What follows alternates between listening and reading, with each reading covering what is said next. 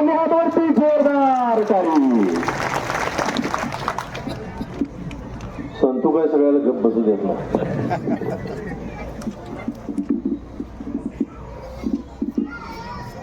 मंगळवेढा नगरपालिकेच्या या निवडणुकीच्या प्रचाराच्या निमित्तानं आज या ठिकाणी उपस्थित या सर्व आमचे ज्येष्ठ मार्गदर्शक प्रकाशप्पा आहेत, आमचे हरिभाऊ कोळी, आमचे माऊली बगरे, विजयजी खवतोडे मेंबर, आमचे चंद्रकांतजी पडोळे, तसेच या निमित्तानं आमचे बिनविरोध पहिले नगरसेवक सोमनाथजी आवताडे, आमचे अजिताप्पा जगताप, सरोजभाई काजी, तसेच आमचे आझादभाई दारूवाले, या निमित्तानं आमचे काका आहेत, तसेच आमचे शरीफभाई टेलर आहेत, तसेच आमचे सर जाधव सर, आमचे कैलासजी कोळी उपस्थित या ठिकाणी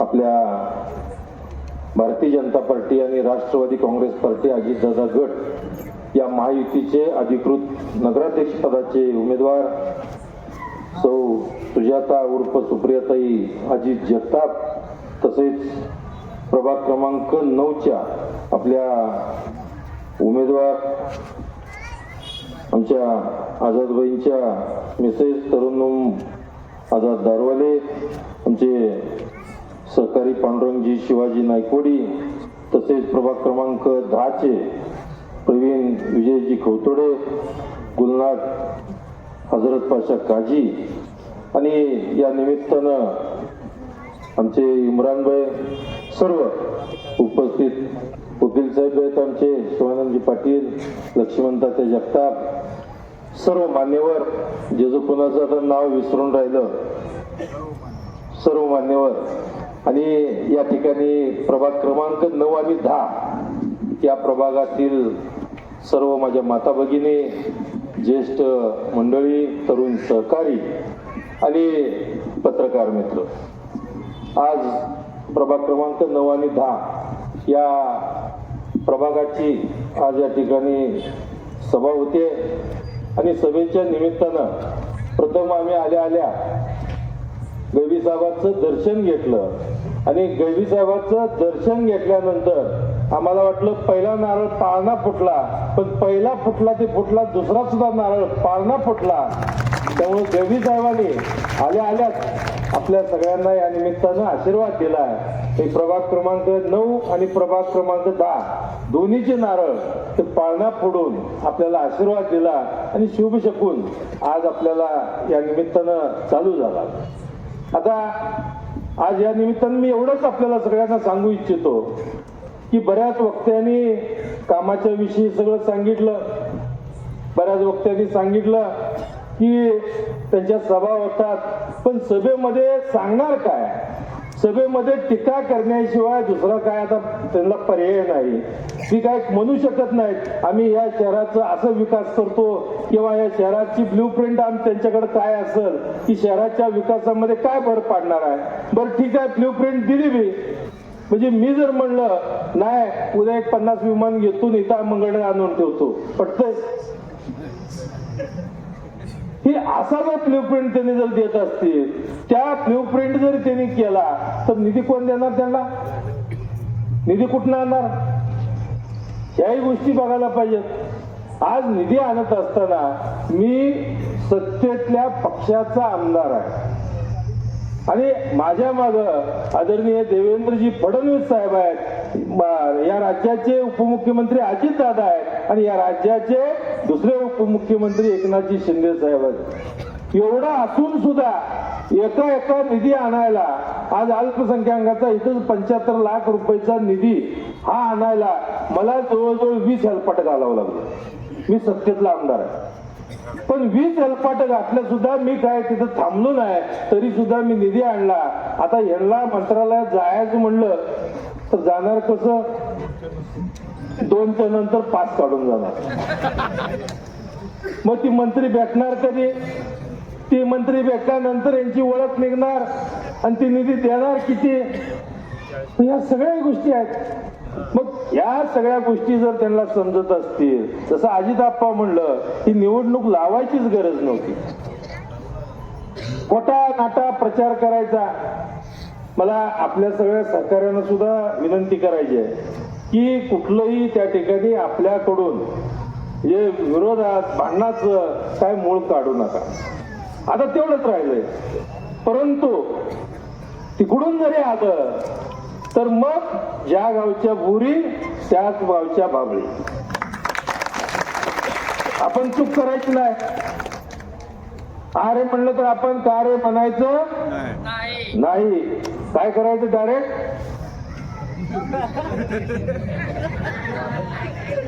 कानाखाली. गमतीचा भाग सोडून द्या. परंतु मला या निमित्ताने एवढंच सांगायचं आहे की ज्या पद्धतीने ही निवडणूकच व्हायला नको होती.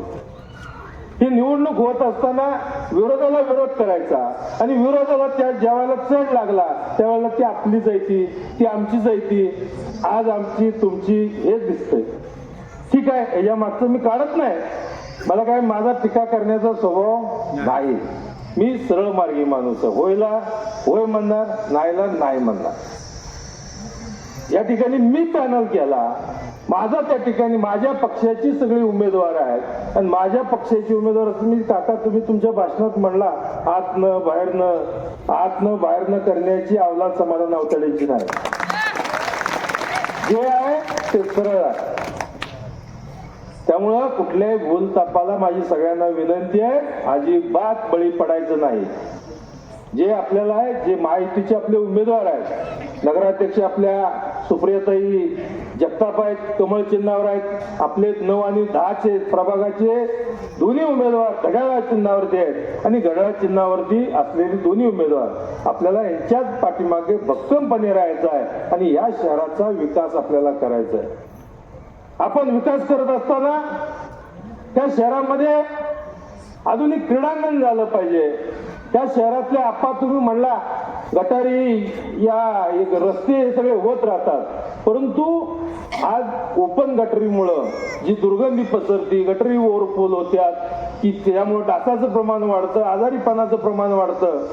या सगळ्या गोष्टी होण्याकरता गटरी सुद्धा भूमिगत गटारी मी अंडरग्राऊंड ड्रेनेज हे सुद्धा व्हायला खूप महत्वाचं आहे. खरं म्हणजे आपण या अंडरग्राऊंड ड्रेनेजवरून मी सांगतो, अंडरग्राऊंड ड्रेनेज मी ज्या वेळेला मागच्या टर्म मध्ये पहिल्यांदा आमदार झालो त्यावेळेला उपमुख्यमंत्री अजितदादा होते. मी विरोधातल्या सरकारमध्ये होतो, पण विरोधातल्या सरकारमध्ये असलो तरी अजितदादांचा स्वभाव असा की सगळं पहिल्यांदा ऐकून घेणार. मग वारीच्या वेळेला बैठक चालू झाली. वारीची बैठक चालू झाल्यानंतर मी अजितदादांना वारीच्या बैठकीमध्ये, पुण्याला बैठक होती, आयुक्त होते, 5 जिल्ह्याचे कलेक्टर होते, सगळे कलेक्टर आयुक्त, अजितदादा, 2-3 मंत्री होते, म्हणजे साताऱ्याचे पालकमंत्री होते, सोलापूरचे पालकमंत्री होते, पुण्याचे तर अजितदादा होते, हे सगळे मंत्रिमंडळ सुद्धा होतं. परंतु त्या मीटिंगमध्ये मी नौका आमदार, या भागातले सगळे आमदारही होते, जिथून आळंदीतून दिंडी निघती ते आळंदी देऊ या सगळ्यात त्याचे संस्था प्रमुख होते. ते प्रमुख या सगळ्यांची एक बैठक वारीच्या अगोदर असती.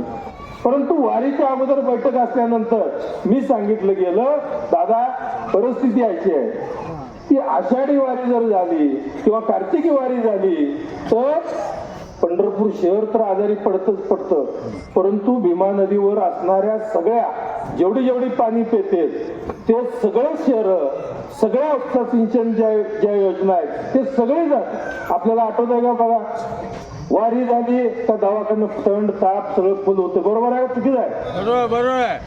काय कारण त्याचं? दूषित पाणी दूषित होते. आपण मी अजितदादांच्या हे लक्षात आणून दिलं. अजितदादांनी त्या मीटिंग मध्ये मला 1 तास मला बोलायची संधी दिली. मी नौका आमदार असून सुद्धा अजितदादांनी माझं कौतुक केलं. दादा खूप चांगला मुद्दा केला, आतापर्यंत आमच्या कोणाच्याच डोक्यात आला नाही की मी त्या मीटिंग मध्ये तासभर ब्रीफिंग केलं की सांगितलं गेलं की पंढरपूर शहरामध्ये आज जवळजवळ म्हणजे जवळ 1.5 ते पावणे 2 लाख लोकांची लोकसंख्या आहे. दर शनिवारी 3 ते 4 लाख लोक येतात आणि वारीच्या वेळेला म्हणजे 10 लाखाच्या वर, एक 15 लाख आषाढीला येते, कार्तिकीला 10 लाखाच्या आसपास असते, इतर वारीला 4-5 लाखाच्या आसपास असते. एवढी लोक येतात आणि एवढी लोक आल्यानंतर तिथे 1-2 दिवस 3 दिवस मुक्काम होतो. मुक्काम झाल्यानंतर त्यांचे कपडे धुण्याचं पाणी असेल, सांडपाणी असेल, त्या ठिकाणी सगळं ड्रेनेजचं पाणी असेल, हे ड्रेनेजचं पाणी शुद्धीकरण करण्याचं काम हे STP प्लॅन्ट म्हणजे सिवरेज ट्रीटमेंट प्लॅन्ट हे करत असतं. मग तो प्लॅन्ट किती कॅपॅसिटीचा आहे?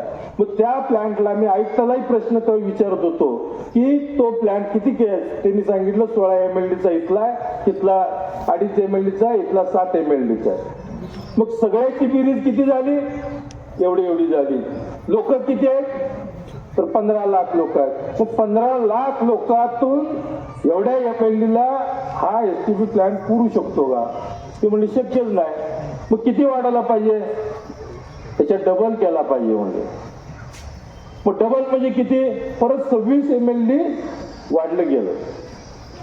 26 MLD जर वाढत असेल तर आतापर्यंत म्हणजे ब्रिटिशांनी जो STP प्लॅन्ट केला होता त्यालाच अद्यावत केलं होतं आणि त्याच्यावर छोटा एक MLD छोटा प्लॅन्ट बसवला होता. ते मैला मिश्रित पाणी यायचं, शुद्धीकरण झालं नाही तसंच डायरेक्ट नदीत यायचं. तीच पाणी खरं म्हणजे आपण पुढे पित होतो. त्याच्यामुळे आजारी पडायचं प्रमाण होतं. एकूण जवळजवळ 5 कोटीचा निधीचा प्रस्ताव आपण त्या ठिकाणी शासनाकडे सादर केलाय. प्रत्येक मस्जिदीला 50-50 लाख रुपये देण्याचं सुद्धा अल्पसंख्याक या विकास आराखड्यातून आपण करतोय. आज आपण बघतोय डॉक्टर बाबासाहेब आंबेडकर यांच्या नवीन पुतळ्याला सुद्धा परिसराला सुशोभीकरण करण्यासाठी 35 लाख रुपये आपण या निमित्तानं दिलेले आहेत. तसेच आपण शहरामध्ये आता पंतप्रधान आणि रमाई आवास योजनेमधून बरीचशी घरकुल आपल्याला झालीत का नाही? गल्ली बोळातनं शहरातनं सगळीकडे दिसतेत का नाही? मग ही पंतप्रधान आणि रमाई आवास घरकुल योजनेतून ही जी घरं आहेत ही दिली कुणी? ही दिली त्या देशाचे पंतप्रधान नरेंद्रजी मोदी आणि देवाभाऊच्या नेतृत्वाखाली असणाऱ्या सरकारनं आपल्याला ही घरं सगळी दिलेली आहेत. लाडक्या बहीण योजनेमध्ये कुठं जात धर्म पंथ बघितला? लाडक्या बहिणीचे पैसे मिळतात का नाही? 1,500 रुपये. मग हे दिले कुणी? हे आपल्या देवाभाऊंच्या नेतृत्वाखाली असलेल्या सरकारने दिले. कुठलं समाजामध्ये सगळीजण या ठिकाणी जात धर्म पंथ बघतेत. आज बिहारचा कालचा निकाल बघा. बिहारच्या निकालामध्ये माझ्या मते तिथं 25 ते 30% मुस्लिम समाज आहे. पण एवढा मोठ्या प्रमाणात मुस्लिम समाज असून सुद्धा आतापर्यंत इतिहासात कुठल्याच पार्टीला एवढा विजय मिळाला नाही. एवढी त्या ठिकाणी आमदार निवडून सर्व म्हणजे मुस्लिम समाज सुद्धा ताकदीनं पाठीमागे राहून भारतीय जनता पार्टीच्या सरकारला त्याच्या युतीतल्या सरकारला त्याचा पाठिंबा देऊन सगळ्यांना त्या ठिकाणी निवडून आणण्याचं काम केलं. जात धर्म पंथ ह्याच्यापेक्षा सुद्धा पलीकड या निमित्तानं आपण काम करतोय. आपण बघतोय. मला वाटतंय बाकीचं काय असायचं ते असू द्या, पण मंगळवेढ्यामध्ये आतापर्यंत असलं कुठलाही जातीचा रंग जात पात हे आपण कधी बघितलं नाही. म्हणजे माझ्या घरात दिवाळी असली आणि माझ्या मुस्लिम समाजातल्या माझ्या मित्राच्या घरी जरी एक ठिकाणी रमजान असला तर आम्ही एकमेकाला सोडत नाही.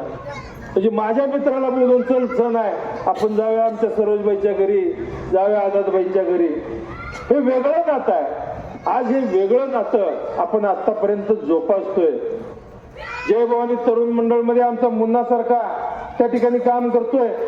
आज आपण बघतोय गवीसाहेब दर्ग्याच्या पंच म्हणून मला वाटतंय आमचे पांडू मालक असतील सगळेजण. मला वाटतं अध्यक्ष माऊली तुम्ही पण होता वाटतं इथं चंदू मालक आहेत. म्हणजे सगळेजण हा गवीसाहेबाचा उरूस सुद्धा आपण सर्वजण मिळून करतोय. मग एवढ्या सलोख्याचा संबंध असले असताना या निमित्तानं आपण कुठल्याही भूलथापाला बळी पडलं नाही पाहिजे.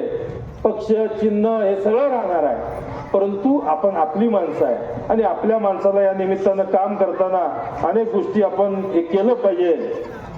आतापर्यंत आपण रेशन कार्डावर जे धान्य मिळतं अन्न सुरक्षा योजनेमधून, त्या अन्न सुरक्षा योजनेमधून 2000 कुटुंबांना आपण समावेश करून त्यांना मोफत धान्याचं काम सुद्धा या निमित्तानं केलेलं आहे. अजून जरी कोण असतील तरीही सांगा, वेळेत सगळे कागदपत्र तुम्ही त्या ठिकाणी द्या. 100% तुमचं सुद्धा अजून नाव आपण या अन्न सुरक्षा योजनेमध्ये समाविष्ट करूया. आज आपण बघतोय भीमनगरमध्ये सार्वजनिक शौचालय युनिट जवळजवळ 40 लाख रुपयाचं, हे आता मला वाटतंय चालू झालं युनिट, म्हणजे हे सुद्धा युनिट आपण या निमित्तानं केलेलं आहे. शिवाय अनेक गोष्टी या निमित्तानं करत असताना आता जातीच्या सलोख्याच्या बाबतीत सुद्धा मला वाटतंय आपला आता हे पेपरचे कात्रणी आहे आमचे, म्हणजे हा 97 सालचा विषय आहे. एक शेतमजुरा सलाउद्दीन काजी, शेतमजुराचा मुलगा, त्याला नोकरी लागायची होती आणि नोकरी लागत असताना त्यावेळेला 97ला भाजपचं मला वाटतं 95च्या आसपासचं म्हणजे त्यावेळेस सरकार होतं. तिथले खासदार लिंगराज वल्ल्याळ होते. मग सलाउद्दीनचे वडील हे आणि सलाउद्दीन आमच्या गजानन रत्नपारख म्हणजे पप्पांच्याकडे गेले आणि पप्पांच्याकडे गेले असताना तिथं ऑफिस मला वाटतं काजी गल्लीला आपल्या गावाच्या गावाकडे तिथंच तिथं ऑफिस होतं. पण तिथं ती गेल्यानंतर आहे का सलाउद्दीन ते आलाय का, पण तिथं सांगितल्यानंतर वल्ल्याळ साहेबांनी लगेच इमिजिएट फोन केला. त्यावेळेला त्यांना काही लोक पैसे मागत होते आणि पैसे मागत असताना म्हणजे हा जुना काँग्रेसचा काळ, परंतु त्यांनी फुकट त्यांना नोकरी लावली. तेव्हापासून हे कुटुंब सुद्धा त्यांनाही लक्षात आलं की हे जुनं जात पात धर्म हे काँग्रेसच्या काळामध्ये भ्रष्टाचार हा होत होता. सरोजबाईची बाची आहे आमचे, काय सुरेशभाई नाव, नीलम काजी, ही सुद्धा आता शाखा अभियंता म्हणून PWD मध्ये लागली. काय सरोजबाई तुम्ही काय पैसे कुणाला दिलं, पोस्टिंगला कुणाला दिलं? हे आपलं माहितीचं सरकार आहे. या सरकारमध्ये एवढी ट्रान्सपरन्सी ठेवली की कुठल्याही जाती धर्म पंथ याच्याकडे बघून नोकरी नाही. त्या मुलाचं त्या ठिकाणी असणारी बुद्धिमत्ता, त्या बुद्धिमत्तावर असून त्या ठिकाणी तिच्या बुद्धिमत्तेवर आणि तिच्या गुणवत्तेवरच त्या ठिकाणी पोस्टिंग दिलं जातं. अशा पद्धतीचं हे महायुतीचं सरकार आहे. त्याच्या अगोदर झाले अनेक दलाल एजंट होत होते काँग्रेसच्या काळामध्ये, परंतु त्या ठिकाणी त्यांची डाळ शिजली नाही. लोकांच्या लक्षात आलं आता हे ट्रान्सपरंट सरकार या निमित्तानं आपण होतंय आणि ट्रान्सपरंट सरकार हे आपल्याला भक्कमपणानं पाठीमागं राहिलं पाहिजे, म्हणून हे सरकार आपलं आहे. आज या शहरामध्ये आपल्याला क्रीडांगण चांगलं अद्ययावत करायचं आहे, भूमिगत गटारी करायचे आहेत. आता प्रकाश अप्पाने आदेशच दिला म्हणा की या शहरामध्ये जे महात्मा बसवेश्वराचं जे स्मारक आहे हे आंतरराष्ट्रीय दर्जाचं स्मारक या ठिकाणी आपल्या या मंगळ्यामध्ये होणे महत्वाचं आहे. हे सुद्धा स्मारक येणाऱ्या काही दिवसामध्ये आपण त्याचं काम चालू करू आप्पा, एवढंच या निमित्तानं सांगतो. चोखोबा स्मारकाचं सुद्धा त्या ठिकाणी आता चोखोबा स्मारक छोटं केलं होतं, पण आपल्याला त्यामध्ये सगळ्यात मोठं संत सृष्टी करून चोखोबा स्मारक सुद्धा एक चांगलं मोठ्या प्रमाणात करून त्यामध्ये संत सृष्टी निर्माण करण्याचं काम आपण करू. आणि हे सगळं झाल्यानंतर मग आपली बाजारपेठ कधी वाढणार, लोक इथं जास्त आली का मग बाजारपेठ वाढणार, मग बाहेरून लोक कधी येणार. ही स्मारक आणि त्या ठिकाणी हे चोखोबाचं स्मारक हे दोन्ही स्मारक झाल्या मला नक्की खात्री आहे आप्पा की या शहराचा विकास आणि या शहराची अर्थव्यवस्था ही आजच्या अर्थव्यवस्थेपेक्षा 10 पटीनं वाढेल आणि इथल्या युवकांना सुद्धा रोजगार निर्माण होईल आणि त्यांच्याही हाताला काम लागेल. अशा पद्धतीचं काम आपण या निमित्तानं करतोय. बचत गटाच्या मार्फत सुद्धा मोठ्या प्रमाणात अर्थसहाय्य देण्याचं काम हे सरकार करतंय. म्हणजे लाडक्या बहिणीवर तर आज सरकार काही करायला तयार आहे. बचत गटाच्या माध्यमातून असो, उद्योगाच्या माध्यमातून असो, अनेक योजना अशा आहेत महिलांच्यासाठी. तर ST ला जायचं असेल तर अर्ध तिकीट, म्हणजे शिक्षण मुलींना घ्यायचं आहे तर शिक्षण फ्री. तर एवढं सरकार आपल्या जर या माझ्या बहिणींच्या पाठीमागं असेल तर या बहिणींनी सुद्धा भावाच्या पाठीमागं खंबीरपणे राहिलं पाहिजे, एवढीच आपल्या सगळ्यांना या निमित्तानं विनंती करतो. आणि आज बरंचसं बोलायचं आहे, पण बोलत असताना सुद्धा पाण्याचा सगळ्यात मोठा विषय आहे की या शहराला खरं म्हणजे पाणी 2-4 दिवसाला एकदा येत होतं, पण आता 2 दिवसाला आता रोज येणार पाणी. कारण आता आपण 2 टाक्या 4.5 कोटीच्या 2 टाक्या आपण नवीन बांधलेल्या आहेत आणि दुहेरी पैठणी 2 कोटीची आपण केलेली आहे. त्यामुळं या शहरामध्ये रोजच्या रोज पाणी हे येणार, हेही खात्रीने आपल्याला या निमित्तानं सांगतो. कारण पाणी आता काही पुरुष मंडळी आमची भरत नाहीत, पाणी भरायचं काम आपलं इकडचं आहे, आमच्या माता भगिनीचं आहे. त्यामुळे तुमचा ताप हा म्हणजे 1 दिवसात भरायचा, तो रोजच्या रोज थोडं जरी भरलं तर तो ताप तुमचा कमी होणार आहे आणि रोज पाणी आपल्याला फ्रेश येणार आहे, स्वच्छ आणि पिण्याचं पाणी या निमित्तानं येणार आहे. शिवाय अनेक या योजना करत असताना मी आपल्याला एवढंच सांगू इच्छितो की अनेक विकास कामं आपल्या शहरामध्ये करायचं आहे. परवाच आप्पा अनेक किस्से आहेत असे, एक जर सांगत बसलं तर अजून 2 तास बोललं तरी कमी पडत. मी आठवडा बाजारातनं मला एका भगिनीचा फोन आला की दादा पाऊस पडलाय, गुडघे एवढं पाणी आहे आणि माझ्या ह्याला कुठं गिरायकी नाही, मला जागा पुढे मिळणार. एवढं जागा कुठं तर असेल, मी नगरपालिकेने फोन केला, नाही म्हणले दादा तिथं पुढं फोन केलाय परंतु तिथं जागाच नाही, जिथं मोकळा आहे. आता कोण तर आपल्यासारखं जवळच असतंय, तिने आपलं हे नाही आम्ही जवळच आहे लांबच आहे कुठं तर अधिकाऱ्याला धरून त्यांनी पुढे जागा घेतल्या त्या. पण जिथं मागं पाणी साठलं तिथल्या व्यापाऱ्याचा किंवा तिथल्या लोकांचा तिथल्या भगिनीचा धंदाच होत नव्हता, कारण गिरायकच तिकडे पाण्यात कशाला जातं गिरायक, आणि कट्ट्यावर तर जाऊ शकत नव्हतं. मग ती काय ऐकायला तयार नाही. मला लक्षात आलं काहीतरी सिरियस विषय आहे. मग मी तसंच उठलो आणि नीट आठवडा बाजारात गेलो. जेव्हा मी परिस्थिती बघितली, मी आलोय म्हणलं का सगळी नगरपालिका पळत आली.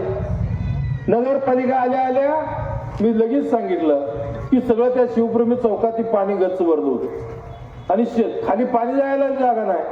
लगेच पंप आणला, सगळं पाणी म्हणजे जवळजवळ अर्ध्या पाऊण तासात हे सगळं पाणी क्लिअर केलं. आणि सगळं पाणी क्लिअर केल्यानंतर मुरुम टाकायला, कारण बाजार भरला होता, बाजाराचा दिवस होता, आत माणसाला सगळा चिखल झालता. मला ती अवस्था आपल्या, कारण बाजार करायला आपण बी जातोय आणि विकायलाही माणसं आपलीच आहेत, दोघांचीही आपदा. माळवण तिथं फ्रेश येत नाही, चिखलात माळवं घ्यायचं हे मला काय पटना. मग मी लगेच त्या ठिकाणी सीओला सांगितलं, 45 लाख रुपये देऊन तिथं सगळं कॉन्क्रीट करून घेतलं. आणि 45 लाख रुपये देऊन कॉन्क्रीट करून घेतलं. आणि तिथल्या लोकांनी मला सांगितलं की माझ्या माता भगिनींनी सांगितलं, दादा आम्ही बोलाव कसं काय कळत नाही. मी म्हणलं तुम्ही माझ्या भगिनी आहेत, मला बिंदास बोला. दादा इथं या ठिकाणी जायचं म्हणलं तर टॉयलेटला सुद्धा इथं व्यवस्था नाही, युरिन करायचं म्हणजे लघवीची सुद्धा व्यवस्था नाही, ही काहीतरी व्यवस्था केली पाहिजे. लगेच आपण 40 लाख रुपये त्या ठिकाणी दिलेले आहेत. मला वाटतं आता 70 लाखच केले. 70 लाख रुपये आपण देऊन तिथं शौचालयाचं युनिट त्या आठवडा बाजाराच्या पाठीमागं आपण त्या निमित्तानं आपण उभा करतोय. तर पैशाची आपल्याला काही कमतरता नाही, फक्त ज्या अडचणी आहेत त्या अडचणी आपल्याला लवकरात लवकर जर सांगितल्या तर या सगळ्या अडचणी आपण 100% दूर करू. असे अनेक प्रसंग आहेत जिथं जिथं आपण जाऊ. काल आपण ह्याला गेलो होतो, उन्हाळ्या वस्तीवर गेलो होतो. उन्हाळ्या वस्तीवर गेल्या तिथंच फोन केला, त्यांनी सांगितलं दादा डीपी नाही. मी म्हटलं ठीक आहे, डीपी दिला. आज बसला का डीपी? उद्या बसणार आहे. रोज उद्या करते काय,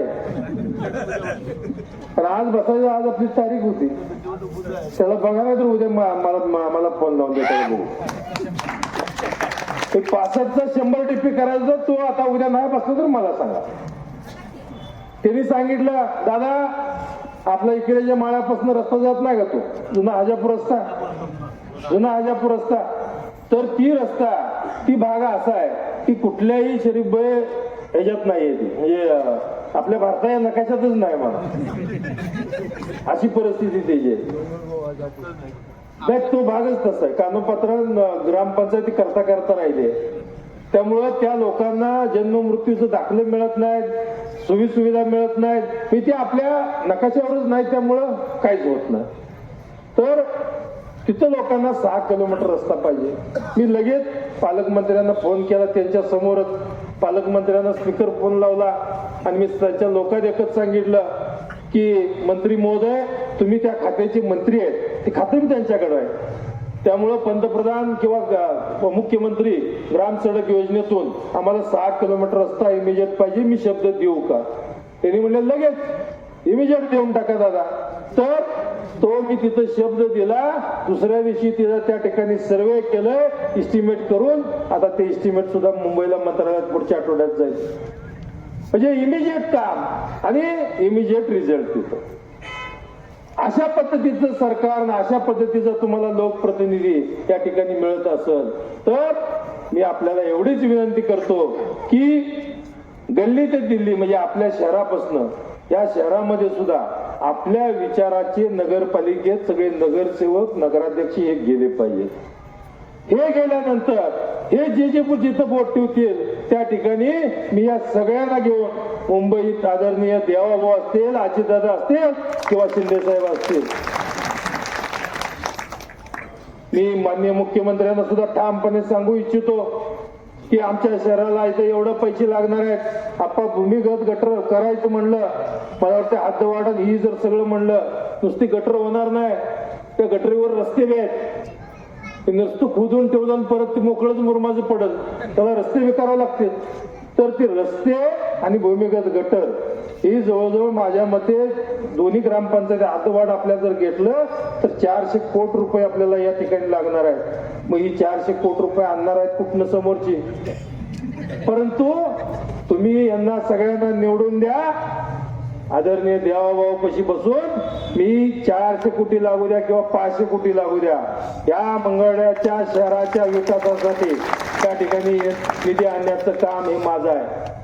मी आपल्याला एवढीच विनंती करतो की प्रभाग आणि 9 आणि 10 मध्ये आपले नगरसेवकाला दोन्ही उमेदवार आहेत हे घड्याळाच्या चिन्हावर आहेत आणि एक चिन्ह आपल्याला म्हणजे आपलं सुप्रिया अजित जगताप यांचं चिन्ह आहे कमळ, एक चिन्ह आपलं कमळ. म्हणजे 2 घड्याळ तुमच्या मशीन मध्ये, 2 घड्याळ आणि 1 कमळ, या 3 चिन्ह समोरील आपण सर्वांनी बटन दाबून आपल्या शहराचा विकास, आपल्या सर्वांगीण विकास, कारण समोरची काही करणार नाहीत, नुसतं भूल तापा मारणार आहेत, आपल्याला वगैरे सांगते 2 मशीन आहेत त्या 9ला 10ला